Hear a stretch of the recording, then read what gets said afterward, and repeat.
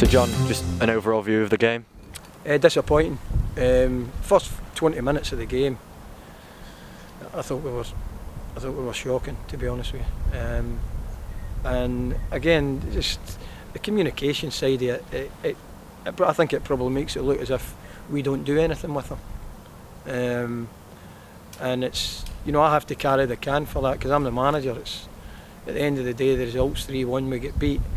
But if they don't learn to talk to each other and help each other out, you know, if they can do it at training, you know, we've sat inside and they're saying, oh, maybe if we see it more on TV, you know, and it's like I'm saying to them, when the real bill comes out, it's not about that. You know, that's excuses. You know, we can look for excuses as much as we want. The first 25 minutes of the second half, I thought we played well, but that's not enough. It's not enough, and they've got to realise that. You know, we played well against Liverpool, played really well against Chelsea. Well, both games against Chelsea, but you just cannot open up the way we opened up tonight and expect to get away with it. So Leandra, disappointed? Yeah, very disappointed. We didn't deserve to win tonight though, so we'll go in, we'll speak about it as a team in terms of how we move forward with that, but at the end of the day tonight we didn't turn up. We needed a first goal to actually start to play football.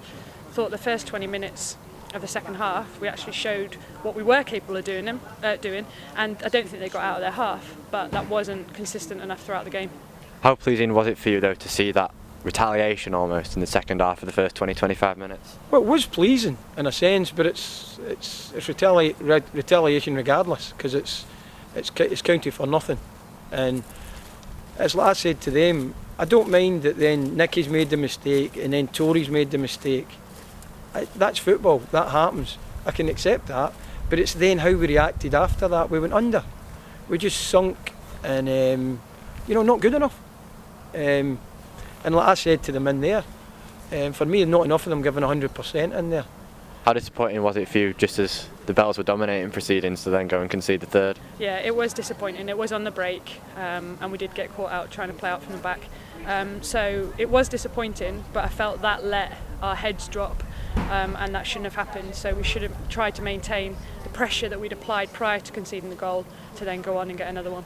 At half-time, was there the belief in the dressing room that they could turn it around from the 2-goal deficit? Yeah, definitely. I mean, we got a bit of a telling off at half-time, and deservedly, but I think we came out and we showed that for the first 20 minutes, I mean, they were no better than us, but obviously they utilised their chances. Yes, we managed to get a goal during that 20-minute period, but we should have got another. And then obviously if we'd drawn, it might have been a different game in terms of who pulled it back to 2-2, but that didn't obviously happen. So moving on now to Liverpool next week, is there a sense in the dressing room that want to forget this defeat, move on and make amends for it? Yeah, definitely. You know, I wish I was a hypnotist, could just wipe it off the map, because the other games they've done ever so well. But all that they've done tonight is let each other down. You know, when players are in possession of the ball and they're looking to play, I can see when players hide. You know, they must think I'm stupid. I can see when players don't want to receive the ball. And that, for me, is so frustrating. And it's what they've not done in the other games. In the other games, they've been brave in certain areas. And it's not the mistakes. That's not what I'm talking about. It's about how we react after things.